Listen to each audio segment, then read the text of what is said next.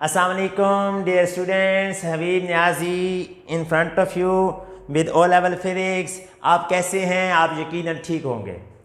आज हम स्टार्ट करने लगे हैं O level physics का टॉपिक 12 जो कि kinetic molecular model of matter है।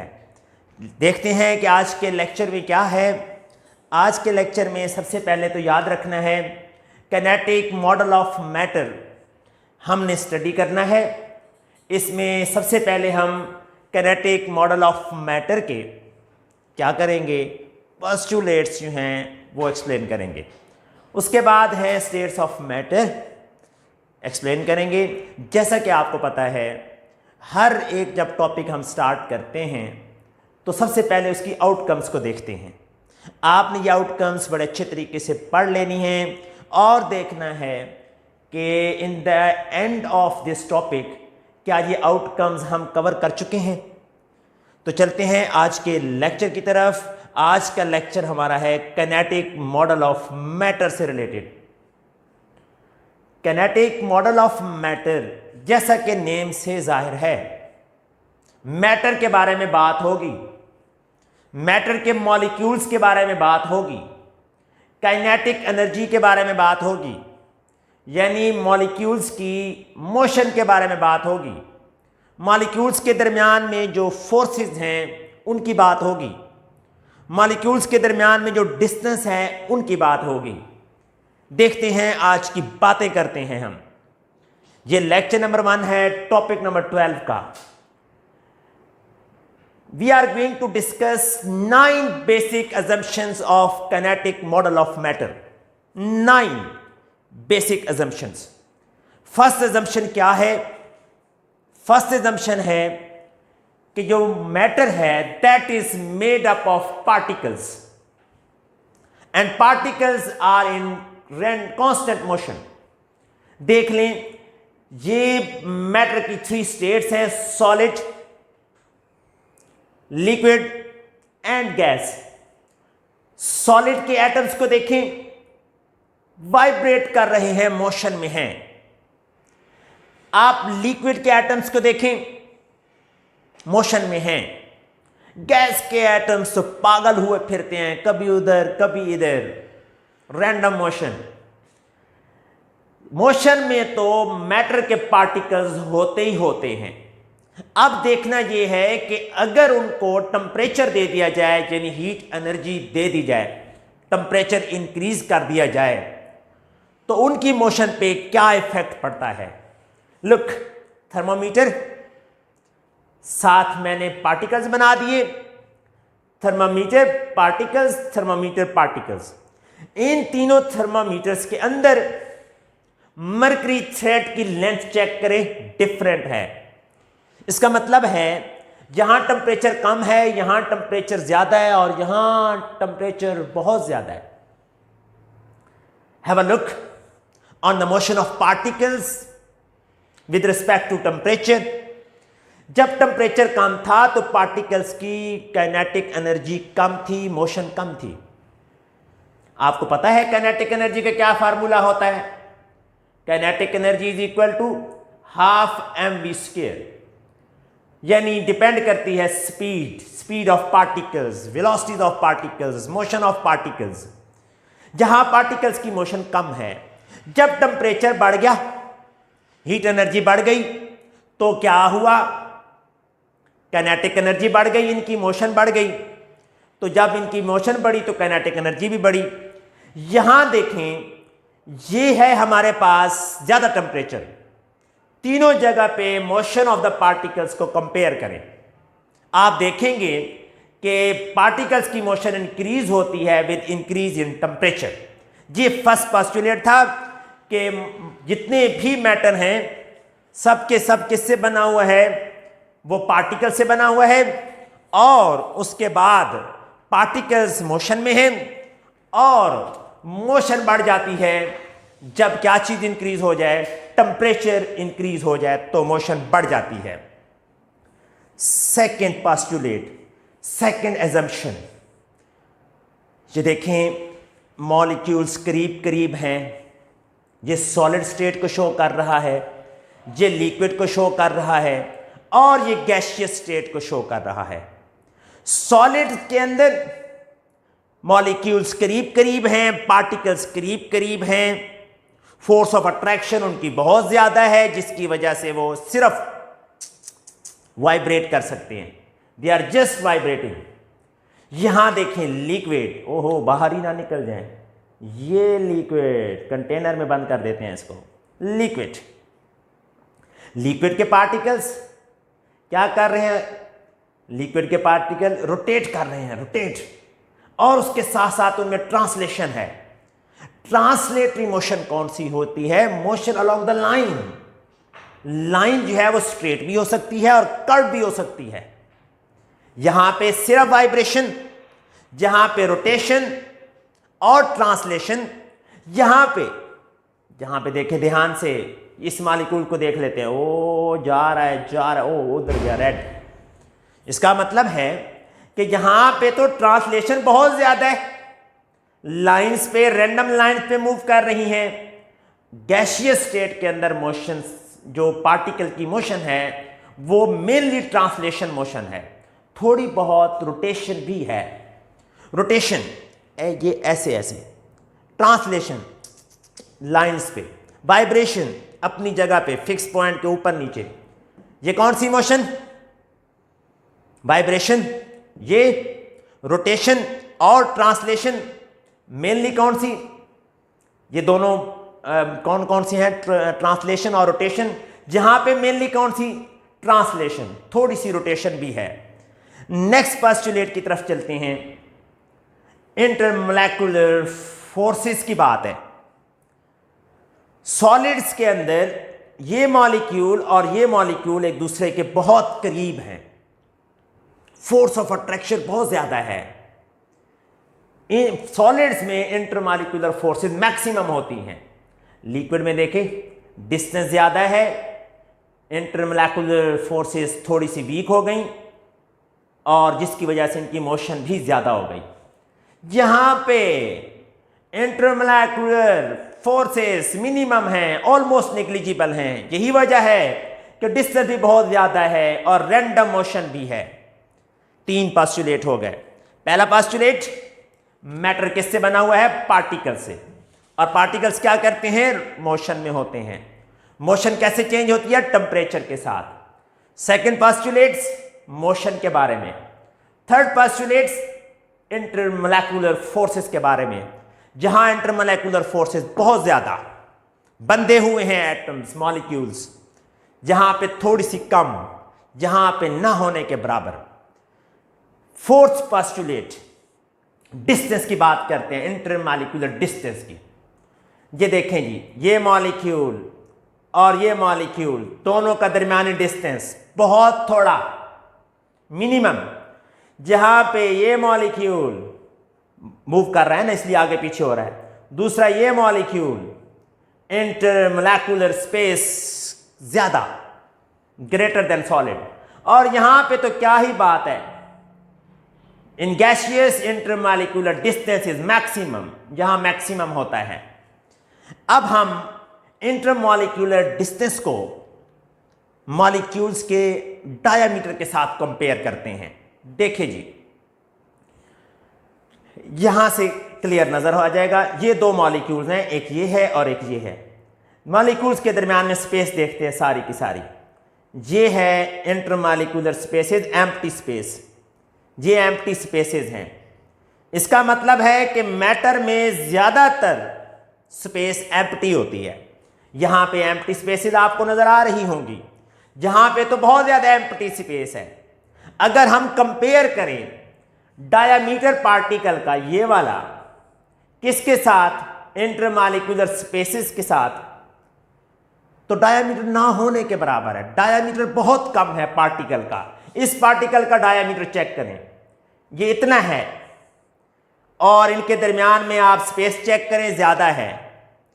इंटरमोलेकुलर स्पेसेस जो हैं मैटर की तमाम स्टेट्स में, वो मॉलिक्यूल्स की डायामीटर से ज्यादा है। तो हम कहते हैं the diameter of the particles are negligible as compare to the inter particle distance. इसका मतलब क्या हुआ कि मैटर का ज्यादातर हिस्सा एम्प्टी होता है। ये किसने बात फाइंड की थी एक्सपेरिमेंट के साथ? रदरफोर्ड ने। आपको याद है रदरफोर्ड का गोल्ड फॉयल एक्सपेरिमेंट? हम पढ़ेंगे, कोई बात नहीं। नेक्स्ट पोस्टुलेट देखते हैं जी गैसियस मॉलिक्यूल्स हैं, ज्यादा स्पेस है, फोर्स ऑफ अट्रैक्शन कम है, फ्रीली ऑलमोस्ट मूव कर रहे हैं, तो एक दूसरे के साथ कोलाइड करते हैं, स्ट्राइक करते हैं। उनकी ये कोलिजन आपस में, ये देखें, ये बहुत बड़ा मॉलिक्यूल दिखा दिया, लेट्स सपोज ये सारे मॉलिक्यूल जिसके साथ स्ट्राइक कर रहे हैं, तो ये जो गैसियस मॉलिक्यूल्स हैं वो स्ट्राइक करते हैं आपस में भी और कंटेनर की वॉल्व के साथ भी। और ये बात याद रखनी चाहिए कि ये कोलिजन जो है इलास्टिक कोलिजन होती है। कोलिजन का मतलब है टकराव, स्ट्राइक करना। इलास्टिक कोलिजन का मतलब है कि पूरी की पूरी कोलिजन के दौरान total energy remains constant. Law of conservation of energy इस पे फुलफिल होता है। Gaseous state molecules have elastic collision. It means during these collisions there is no loss or no gain of energy। Collide कर रहे हैं gaseous molecules, किसके साथ? आपस में भी और कंटेनर की वॉल्स के साथ भी। इस वजह से हम कहते हैं कि गैसेस का प्रेशर होता है। प्रेशर कैसे? ये जब स्ट्राइक करते हैं आपस में और कंटेनर्स की वॉल के साथ, तो इसका मतलब है फोर्स लगा रहे हैं पर यूनिट एरिया, जो क्या प्रोड्यूस करता है? Pressure. Gases exert pressure because of their collision. Elastic collision की वजह से गैसेस प्रेशर एक्सर्ट करती हैं। बहुत इंपॉर्टेंट स्लाइड है, नोट कर लें पहले, बाद में मैं इसको एक्सप्लेन करता हूं जी। देखें, सॉलिड है, सॉलिड को जब आप हीट एनर्जी देते हैं तो वो लिक्विड में कन्वर्ट हो जाता है। whenever you provide heat energy to liquid it converts into gas। इसका रिवर्स भी पॉसिबल है। अगर गैस में से हीट एनर्जी निकाल दी जाए तो वो लिक्विड में कन्वर्ट हो जाती है, और अगर लिक्विड में से हीट एनर्जी निकाल दी जाए तो वो सॉलिड में कन्वर्ट हो जाती है। इसको एक्सप्लेन करते हैं कुछ नए तरीके के साथ। देखें जी, सॉलिड के एटम नजर आ रहे हैं, सॉलिड के मॉलिक्यूल्स जी जरा अलग तरीके से एक्सप्लेन करते हैं। सॉलिड पे नजर दौड़ाएं। सॉलिड के मॉलिक्यूल्स आपस में करीब करीब हैं, उनके दरमियान फोर्स ऑफ अट्रैक्शन ज्यादा है। Intermolecular force of attraction is greater, intermolecular spaces are lesser, almost negligible. ये सिर्फ वाइब्रेट कर सकते हैं अपनी मीन पोजीशन के अराउंड। जब हम इनको हीट देते हैं, heat is a type of energy, इनको एनर्जी मिलती है तो इनकी स्पीड तेज हो जाती है, ज्यादा हो जाती है, वाइब्रेशन ज्यादा हो जाती है। हीट एनर्जी जब ज्यादा होती जाती है तो वाइब्रेशन और ज्यादा होती जाती है। ये रेगुलर पैटर्न पे जो अरेंज थे, जैसे ही इनकी मोशन ज्यादा होती है थोड़ा सा पैटर्न चेंज होता है, इनके दरमियान में इंटरमोलेकुलर स्पेसेस बढ़ जाती हैं, इंटरमोलेकुलर फोर्सेस कंपैरेटिवली कम हो जाती हैं, और ये सॉलिड लिक्विड में कन्वर्ट हो जाता है। दोनों का मोलेकुलर पैटर्न चेक करें। Regular vibration very close, energy जब हीट एनर्जी जब मिली तो ये कन्वर्ट हो गया लिक्विड में, इंटरमोलेकुलर स्पेसेस बढ़ गई और मोशन भी बढ़ गई। इस तरह हीट एनर्जी से जब सॉलिड लिक्विड में कन्वर्ट होता है तो इसे कहते हैं मेल्टिंग। ये एक फिक्स पॉइंट पे होता है, उसको मेल्टिंग पॉइंट कहते हैं, जो हमारे नेक्स्ट टॉपिक का हिस्सा है। जब लिक्विड को हम हीट करते हैं तो क्या होता है? The motion of molecules increases, और ये विगरसली मूव करना शुरू कर देते हैं। जब हीट एनर्जी बहुत ज्यादा मिलती है तो इंटरमोलेकुलर स्पेस बढ़ती है, फोर्स ऑफ अट्रैक्शन कम हो जाती है, डिस्टेंस बहुत बढ़ जाता है, तो लिक्विड किस में कन्वर्ट हो जाता है? गैसियस स्टेट में। मोलेकुलर पैटर्न चेक करें। जब लिक्विड को हीट करके आप किस में कन्वर्ट करते हैं, गैस में, तो इस प्रोसेस को कहते हैं वेपोराइजेशन। ओके, रिवर्स भी पॉसिबल है। जब आप गैस से हीट एनर्जी निकाल लेते हैं तो इनकी काइनेटिक एनर्जी कम होती है, मॉलिक्यूल एक दूसरे के करीब आते हैं और इंटरमोलेकुलर स्पेसेस कम होती हैं, इंटरमोलेकुलर फोर्स बढ़ जाती है और यही गैस किस में कन्वर्ट हो जाती है, लिक्विड में। इस प्रोसेस को कहते हैं कंडेंसेशन। लिक्विड में से जब हीट निकाल दी जाए तो किस में कन्वर्ट हो जाएगी, मॉलिक्यूल्स एक दूसरे के करीब आ जाएंगे, फोर्स ऑफ अट्रैक्शन बढ़ जाएगी, इंटरमोलेकुलर स्पेस कम हो जाएगी और ये लिक्विड किस में कन्वर्ट हो जाएगा, सॉलिड में।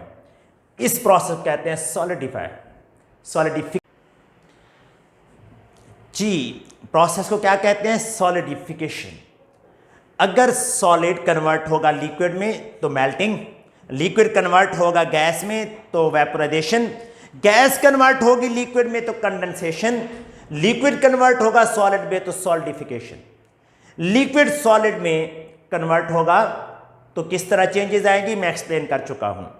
ये कंडेंसेशन कहां हो रही होती है, हमारी प्रैक्टिकल लाइफ में एसी के अंदर जो गैस होती है वो लिक्विड के अंदर कन्वर्ट हो रही होती है और फिर दोबारा गैस कन्वर्ट होती है गैस में, फिर लिक्विड कन्वर्ट होता है गैस में। इस तरह जो है कूलिंग इफेक्ट प्रोड्यूस होता है। क्या ये पॉसिबल है कि सॉलिड को डायरेक्ट गैस में कन्वर्ट कर दिया जाए? जी, कुछ सॉलिड्स हैं जो डायरेक्ट गैस में कन्वर्ट हो जाते हैं, उन्हें कहते हैं सबलाइम्स और इस प्रोसेस को कहते हैं सब्लिमेशन। गैस डायरेक्ट अगर कन्वर्ट होगी सॉलिड में तो इसका मतलब है उसमें से हीट एनर्जी बहुत ज्यादा निकल रही है, निकाल के हम उसको सॉलिड में कन्वर्ट करेंगे और इसे कहते हैं डेपोजिशन। क्या कहते हैं, डेपोजिशन। जी, जो मोलेकुलर मॉडल है हमारा वो किसको शो करता है, किसको एक्सप्लेन करता है, kinetic molecular model of matter, matter की 3 स्टेट्स को एक्सप्लेन करता है। मॉलिक्यूल्स की अरेंजमेंट चेक करें, जहां क्लोज हैं, प्रॉपर पैटर्न में हैं, इसलिए सॉलिड की शेप डेफिनेट होती है। जहां पे ग्रुप्स में है, इंटरमोलेकुलर स्पेस है और ये एक दूसरे के अंदर स्लिप हो सकते हैं, इसलिए इनकी शेप डेफिनेट नहीं होती। गैसियस स्टेट के तो क्या ही कहने, मॉलिक्यूल्स रैंडम मोशन में होते हैं और डिस्टेंस पे होते हैं। तो मोलेकुलर मॉडल ऑफ मैटर जो है वो 3 स्टेट्स ऑफ मैटर को भी एक्सप्लेन करता है। क्वेश्चन देखेंगे, आज के लेक्चर में हमने क्या पढ़ा, मोलेकुलर मॉडल ऑफ मैटर के 9 पोस्टुलेट्स पढ़े। अब उन्हीं को अप्लाई करते हैं अपने क्वेश्चंस के ऊपर। When ice melts to become water, which force must be overcome? ये फोर्स है द फोर्स बिटवीन मॉलिक्यूल्स। जैसा कि मैंने एक्सप्लेन किया, जब हम आइस सॉलिड है, जब सॉलिड को हीट मिलती है तो इंटरमोलेकुलर जो फोर्सेस हैं वो कम होना शुरू हो जाती हैं। अगर इंटरमोलेकुलर फोर्सेस के ऊपर काबू पा लिया जाए तो आइस किस में कन्वर्ट हो जाती है, वाटर में। ये देखें, जहां पे इंटरमोलेकुलर फोर्सेस हैं, अगर हीट एनर्जी दे इतनी ज्यादा कि वो एक दूसरे से डिस्टेंस पे चले जाएं तो इंटरमोलेकुलर फोर्सेस कम हो जाएंगी और किस में कन्वर्ट हो जाएगा, सॉलिड लिक्विड के अंदर। जी, तो हमारे पास कौन सा ऑप्शन ठीक था, 3rd वन। क्वेश्चन जी, which of the following correctly compare the forces between the molecules in steam?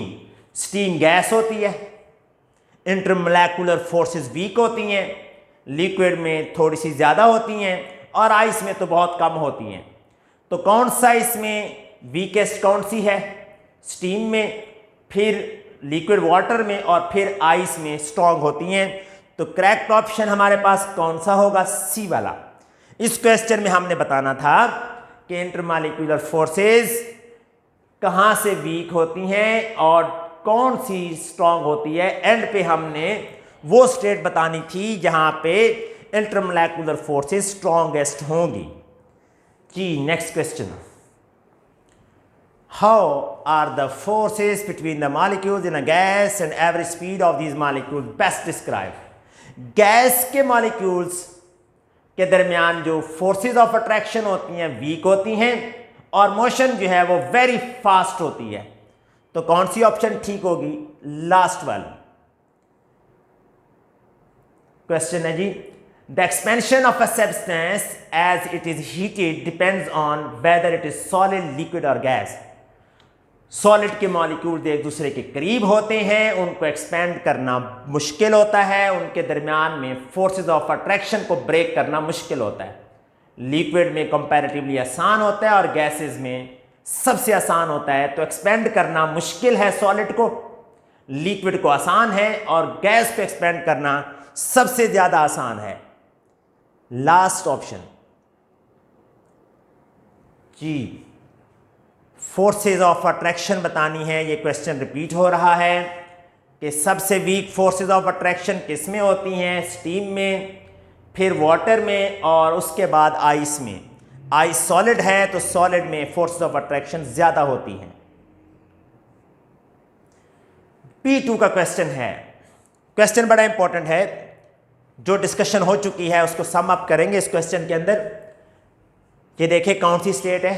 Liquid. Liquid states में मॉलिक्यूल्स क्या कर रहे हैं? रैंडम मोशन में हैं और एक दूसरे के साथ स्ट्राइक कर रहे हैं। स्ट्राइक या कोलिजन की वजह से ये प्रेशर एक्सर्ट करते हैं। क्वेश्चन है, how the air inside a car tyre exerts pressure on the walls of tyre. गाड़ी के जो टायर होते हैं उनके अंदर एयर फिल होती है। क्वेश्चन है कि वो एयर जो टायर के अंदर फिल्ड है वो टायर की वॉल्स पे प्रेशर कैसे लगाती है? आंसर क्लियर है। Gaseous molecules are in random motion. During their random motion, they collide with each other and with the walls of container.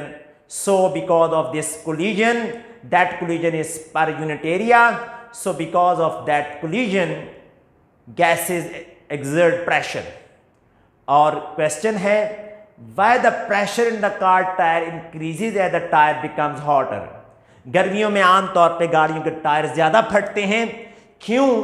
कि टायर के अंदर जो गैस है उसका प्रेशर बढ़ जाता है। वो क्यों बढ़ता है हम एक्सप्लेन कर चुके हैं। जब गैसियस मॉलिक्यूल्स को हीट एनर्जी मिलती है तो उनकी मोशन तेज होती है, उनका रेट ऑफ कोलिजन बढ़ जाता है, और जैसे ही रेट ऑफ कोलिजन बढ़ता है प्रेशर बढ़ जाता है।